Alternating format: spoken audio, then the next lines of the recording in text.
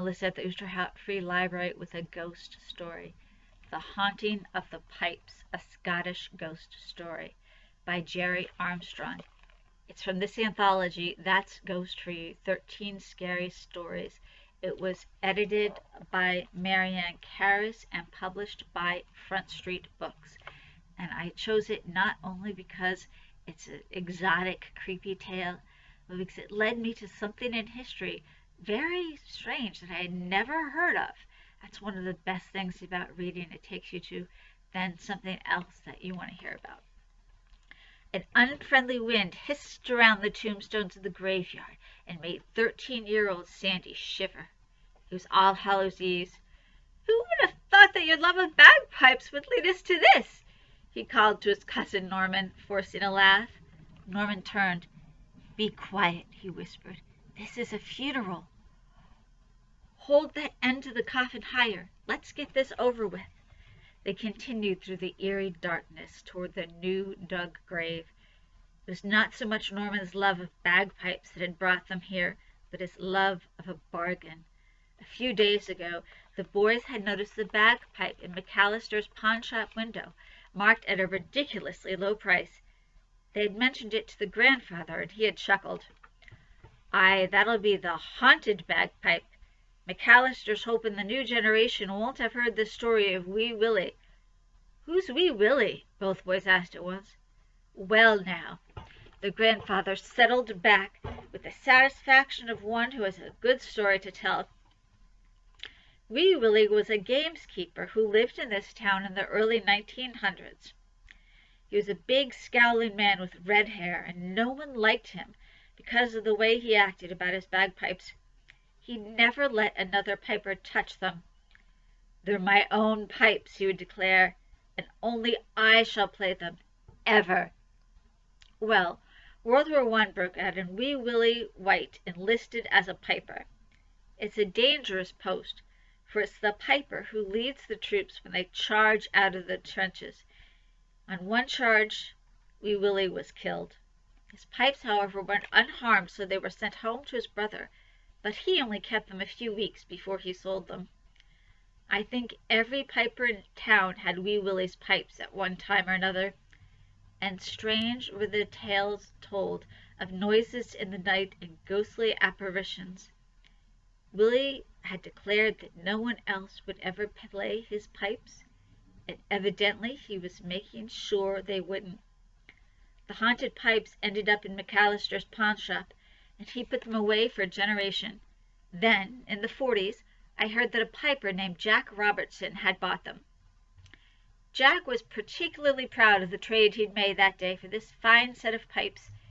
"They need to be fixed up," he conceded, "but they're good pipes." Jack mixed glycerin and honey and then rubbed it inside the bag.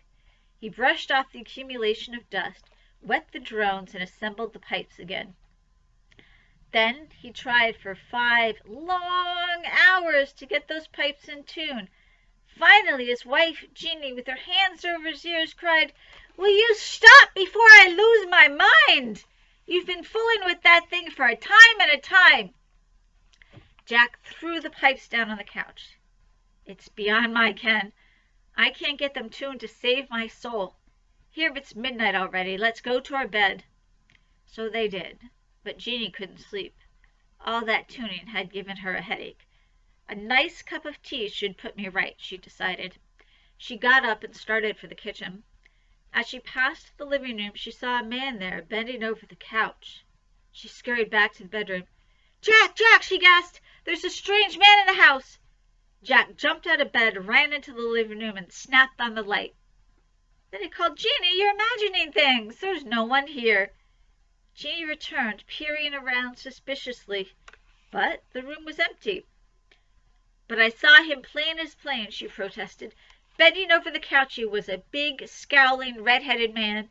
He wore old-fashioned gamekeeper's leggings, and his clothes were muddy or bloody.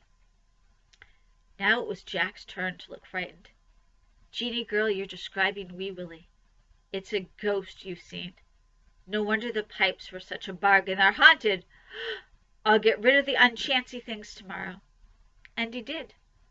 as before, the pipes eventually ended up in the pawn shop, and evidently they're still haunted, if McAllister's asking such a low price for them, their grandfather concluded. The boys were silent for a while, pondering this strange tale. "I feel sorry for Wee Willie," said Sandy. "It must be awful to be unable to play your real pipes. Too bad we can't kill his bagpipe for him. Then the ghost of Wee Willie could play the ghost of his pipes and be content." "If the bagpipes were declared dead officially," Norman said thoughtfully, "like if they were buried in the graveyard, then the ghost of Willie could take the ghost of the pipes, and the real pipes wouldn't be haunted any more. Let's do it." "What do you think, Granddad?" Sandy asked. The grandfather looked troubled. "Well, I wouldn't have anything to do with a ghost if I were you, boys. I've heard of people turning gray overnight, or losing the power of speech, or becoming gibbering idiots from fright of ghosts." But Norman was sure his plan would work. They pooled their savings and bought the bargain bagpipe from McAllister that afternoon of Halloween. So here they were now, with Wee Willie's bagpipe in a pine box tied up with black ribbons. They had dug the grave that afternoon, but Norman had insisted that they must bury the pipes at midnight to be sure the ghost would be around. Boy, was it dark! Sandy's hands felt clammy, and he wished the wind wouldn't make that moaning noise. "Stop here," ordered Norman as they reached the grave. Suddenly a white form rose out of the open grave. With a scream, Sandy dropped the coffin. "It's only a cat," Norman scolded. "Since when have you been afraid of cats?" "Well, I didn't know what it was at first," apologized Sandy, still shaking. "I hope we didn't damage the bagpipe when we dropped it," Norman said. He untied the black ribbons, opened the coffin, and by the fitful light of the moon examined the bagpipe carefully.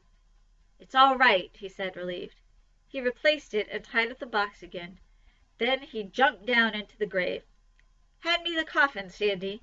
Norman set it down gently, climbed out again, and the boys pushed dirt over the dead bagpipe. They stood motionless by the grave. It was very cold. "Let's go," Sandy whispered. "I wonder if Wee Willie's ghost has got the bagpipe's ghost yet," mused Norman. Sandy gripped Norman's arm. "Norman, please." "Not yet. We have to dig up my bagpipe," Norman reminded him. "Let's just leave it. I'm afraid," said Sandy. "You ninny," scolded Norman. "I'm not going to bury my bagpipe and leave it to rot." "It's not your bagpipe. It's Wee Willie's," insisted Sandy. "Stop talking and dig," commanded Norman. Sandy was scared, but he was more afraid of going home alone, so he stayed to help Norman dig. They dragged the coffin out of the hole, and Norman began to pull off the ribbons. Sandy got to his feet and stood, poised to go. "Hurry, Norman," he pleaded, but his friend was kneeling as though turned to stone.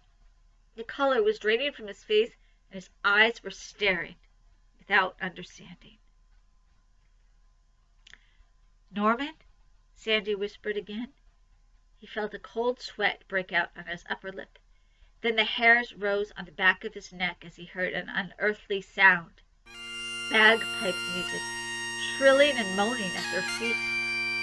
He couldn't remember making the decision to run. He just knew he was running away from that ghostly music, through the graveyard, down the hill, across the town, towards home. He flung himself onto the porch and leaned against the door, panting. His cousin was close behind him, and he too collapsed on the porch floor. When he could speak, Sandy gasped, "Norman, what was it? What was in the box?" Norman looked at Sandy and whispered huskily, "Nothing." The coffin was empty. And in the deserted graveyard, as the bloodless moon shone down on the empty coffin by the open grave, the thin trees danced to the haunting echo of pipe music.